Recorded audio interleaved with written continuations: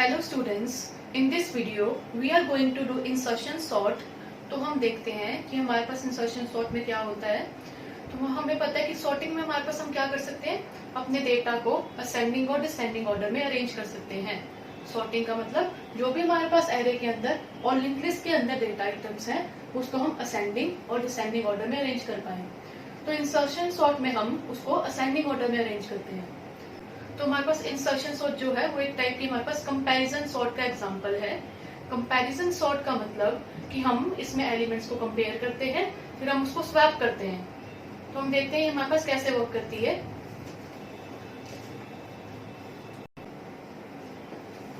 सो यहाँ पे जो हमारे पास एरे है वो हमारे पास दो पार्ट में डिवाइड होगा। एक होगा सॉर्टेड सब एरे एंड दूसरा होगा अनसॉर्टेड सब एरे, और you can say sorted list और अनसॉर्टेड लिस्ट।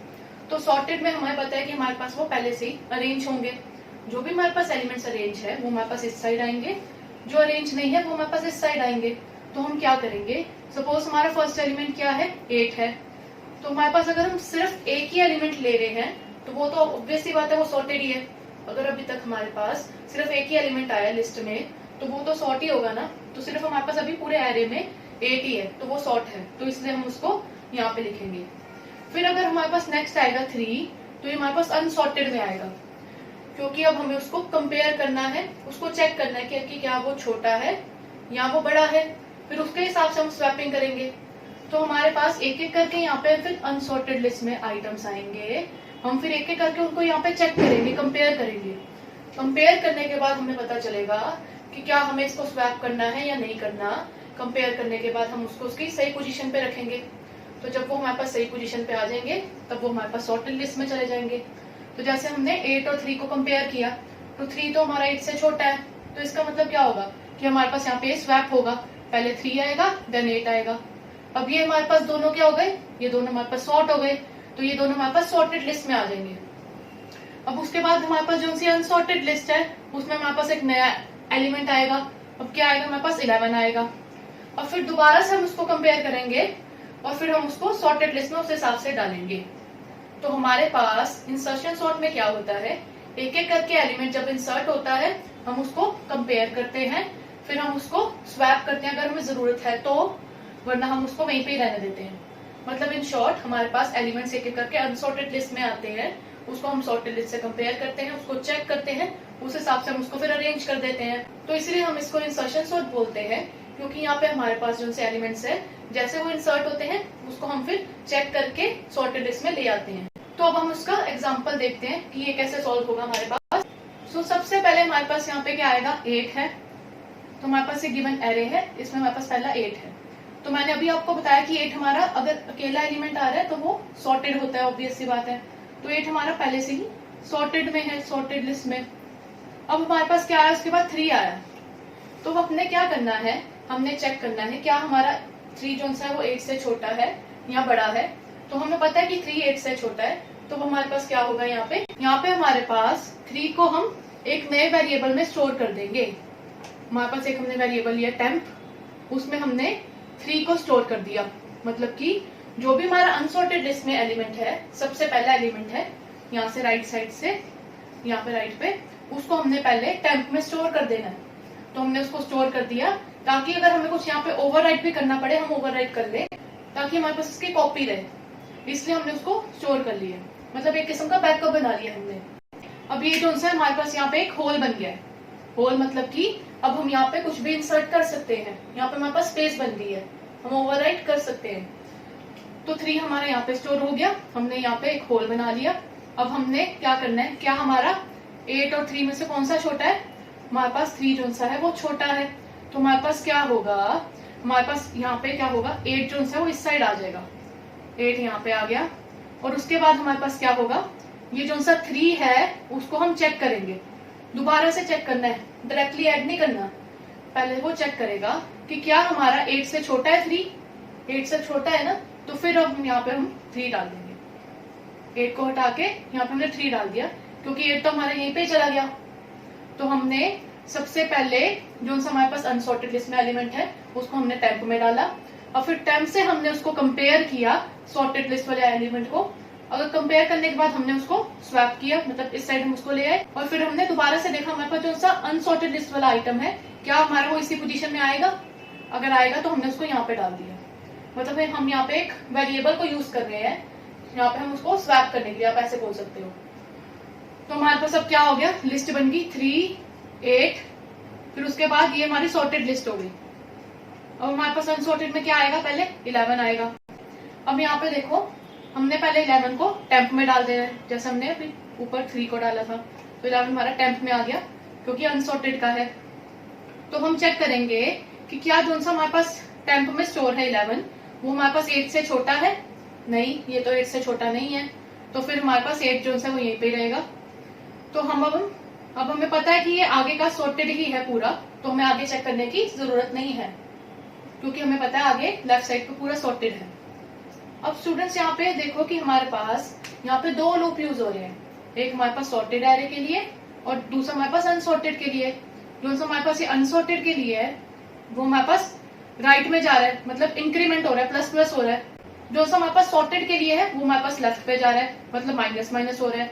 तो हमारे पास यहाँ पे 2 लूप चलेंगे, एक हमारे पास यहाँ से राइट में जा रहा है, प्लस प्लस हो रहा है, हम उसको ट्रेवर्स कर रहे हैं अपने एरे को। दूसरा हमारे पास यहाँ से लेफ्ट में जा रहा है, उसको माइनस माइनस कर रहे हैं। लेफ्ट में क्यों जा रहा है, जब हमें कंपेयर करना होता है, हम 11 को कंपेयर करते हैं पहले 8 से करेंगे, 3 से करेंगे, बट यहाँ पे वो पहले से ही सॉर्टेड है, हमने नहीं किया। तो हमारा जो 11 है ये दोनों से बड़ा है, तो इसलिए हमारे पास ये पहले से ही सॉर्टेड है। तो हमारे पास बेसिकली ये वाला लूप कैसे जाता है, माइनस माइनस हो रहा है ना, इस साइड जा रहा है, इस साइड को पहले 8 पे फिर 3 पे मूव हो रहा है, ठीक है। और ये दोनों से ये प्लस प्लस हो रहा है क्योंकि जब हम इंसर्ट करते हैं तो हम राइट पे जा रहे हैं। तो हमारे पास अब नई लिस्ट आ गई, क्या आ गया 3, 8, 11, ये हमारे पास अब सॉर्टेड में आ गए। अब नेक्स्ट एलिमेंट हमारे पास क्या है, नेक्स्ट इज 30। तो 30 हमारे पास अब क्या होगा, अब हम इसको पहले टेम्प में डालेंगे, हमने टेम्प पे डाल दिया 30। अब हमारे पास क्या, हमारे पास 11 जो सा है वो 30 से बड़ा है, नहीं हमारा 11 जो है 30 से बड़ा नहीं है, तो हमारा 11 यहीं पे रहेगा। तो यहाँ पे जो हमारे पास होल बना था उस पे हमने दोबारा 30 ही आ गया क्योंकि 30 हमारा सही पोजीशन पे है। अब हमारे पास नेक्स्ट एलिमेंट आएगा, अब क्या आएगा हमारे पास 3, 8, 11 एंड 30, ये हमारा अभी सॉर्टेड है अभी के लिए। अब हमारे पास नेक्स्ट एलिमेंट है 10, ये हमारे पास अनसॉर्टेड में आया 10। तो अब हम क्या करेंगे, सबसे पहले हमने 10 को डाल दिया टेम्प में। क्या हमारा जो सा 30 है वो 10 से बड़ा है, हाँ जी ये तो हमारा 10 से बड़ा है। तो अब हमारे पास यहाँ पे पहले हमारा होल बना हुआ है क्योंकि हमने इसको टेम्प पे डाला ना, तो होल बन गया। तो अब हम क्या करेंगे, 30 को यहाँ पे आगे ले आएंगे, तो हमारे पास यहाँ पे होल पे 30 आ गया। अब यहाँ पे हमारे पास जगह है फ्री, तो अब हमने देखना है कि क्या हमारे पास यहाँ पे 10 जो सा है वो हमारे पास 11 से छोटा है, हाँ जी हमारा तो 10 11 से भी छोटा है, तो हमारे पास अब यहाँ पे 11 आ जाएगा। अब क्या हमारे पास 10 जो सा है वो 8 से छोटा है, नहीं 8 से छोटा नहीं है, तो हमारा 10 का आएगा, यहाँ पे 10 आ जाएगा। तो हमारे पास अब एक नई लिस्ट आ गई सॉर्टेड, 3, 8, 10, 11, 30, ये हमारा सॉर्टेड हो गया। अब हमारे पास लास्ट एलिमेंट है 12। तो पहले अब हमारे पास 12 जो है वो टेम्प में जाएगा। तो क्या हमारा जो सा है 12 वो हमारा 30 से छोटा है, हाँ जी हमारा 12 तो 30 से छोटा है और 30 हमारा 12 से बड़ा है, तो हमारे पास यहाँ पे ये 30 मूव हो जाएगा। क्या हमारा 12 जो सा वो 11 से छोटा है, नहीं वो 11 से छोटा तो नहीं है, 10 से भी नहीं छोटा, 3 से भी नहीं, 8 से भी नहीं, ये हमारे पास पहले से ही आगे सॉर्टेड है, तो हमें यहाँ पे वैसे चेक करने की जरूरत नहीं है। तो अब हमारे पास यहाँ पे क्या आ जाएगा, 12 आ जाएगा। 30 तो हमने यहाँ पे शिफ्ट कर दिया पहले ही, तो यहाँ पे हमारे पास स्पेस बची थी, तो अब हमारे पास यहाँ पे क्या आ जाएगा, 12 आ जाएगा। तो ये हमारे पास अब क्या हो गया, हमारे पास सॉर्टेड लिस्ट आ गई, 3, 8, 10, 11, 12 एंड 30, ये हमारे पास एरे जो है वो सॉर्ट हो गया। तो हमने यहाँ पे देखा, हमने यहाँ पे क्या किया, अब मैंने आपको बताया कि हमारे पास यहाँ पे लूप चल रहा है, हम यहाँ पे इसको लेफ्ट में चेक कर रहे हैं, जो सा हमारे पास अनसॉर्टेड वाला एलिमेंट्स है उसको हम यहाँ पे चेक कर रहे थे ना, तो ये हमारे पास माइनस माइनस हो रहा था। दूसरा हमारे पास जब हम ऐड करते हैं तो इस साइड में हमारे पास प्लस प्लस होता है, तो अब कोडिंग में और यू कैन से एल्गोरिथम में हमारे पास दो लूप यूज होंगे। सो स्टूडेंट्स अब हम देखते हैं कि हमारे पास इसकी एल्गोरिथम कैसे वर्क करती है। सो स्टूडेंट्स यहाँ पे हमारे पास इंसर्शन सॉर्ट जो है ये एल्गोरिथम का नेम हो गया। ये हमारे पास एरे का नेम है, जो हमने एरे दिया इसका नेम क्या है ए। तो हमारे पास यहाँ पे पहले लूप चल रहा है। कहाँ से लूप चल रहा है? For i is equal to 1 and smaller than n. मतलब कि हमारे पास मैंने बताया था ना आपको दो पार्ट में डिवाइड होता है एरे। तो हमारे पास स्टार्टिंग में हमारे पास सिर्फ 8 जो सा वही सॉर्टेड होता है, ये सॉर्टेड एरे होता है स्टार्टिंग में, और ये जो सा हमारे पास ये अनसॉर्टेड होता है। तो हमारे पास लूप कहाँ से चलता है? 1 से चल रहा है ना, क्योंकि ये तो पहले से ही सॉर्टेड है। अगर हम सिर्फ अनसॉर्टेड की बात करें तो हमारे पास लूप 1 से चलता है। कब तक चलता है? स्मॉलर देन एन तक, यहाँ तक चलता है। तो ये हमारा अनसॉर्टेड वाला लूप हो गया। तो आई इज इक्वल टू 1, आई यहाँ से स्टार्ट हो रहा है तो एन तक चलेगा। अब इसमें हमारे पास क्या कर रहे थे हम, जो हमारे पास पहला एलिमेंट आता था इंसर्ट होता था उसको हम टेम्प में डाल देते थे। हमने देखा था ना कि हमारे पास जब अनसॉर्टेड में होता है पहला एलिमेंट उसको हम टेम्प में डाल देते हैं। तो हमने यही किया। ए आई मतलब यहाँ पे आई हमारे पास 1 है, ए आई मतलब A1। A1 में हमारे पास क्या है? 3 है। हमने स्टार्टिंग में 3 को टेम्प में डाल दिया था, तो वही हमने किया, ए आई को हमने टेम्प में डाल दिया। ये हमेशा हमारा राइट टू लेफ्ट होता है, तो हमने उसको टेम्प में डाल दिया। उसके बाद हम क्या कर रहे हैं? j is equal to i minus 1। तो मैंने ये भी आपको बताया था हमारे पास यहाँ पे दो लूप यूज होंगे। आई वाला जो है वो हमने अनसॉर्टेड के लिए लिया, मतलब वो यहाँ पे यूज हो रहा है। जे जो सा है वो आई माइनस 1, मतलब वो सॉर्टेड के लिए हमारे पास जे वाला लूप सॉर्टेड के लिए यूज हो रहा है। तो जे हमने यहाँ पे 0th इंडेक्स पे ले लिया। अब हमने एक और लूप चलाया, while j is greater than equal to 0 and aj is greater than 10। तो यहाँ पे देखो हमारे पास लॉजिकल एंड यूज हो रहा है। लॉजिकल एंड का मतलब जब दोनों कंडीशन ट्रू होंगी तभी हम लूप के अंदर का एग्जीक्यूट करेंगे। अगर इनमें से एक भी फॉल्स है तब वो लूप के अंदर नहीं जाएगा। हमारे पास दोनों कंडीशन ट्रू होनी जरूरी है।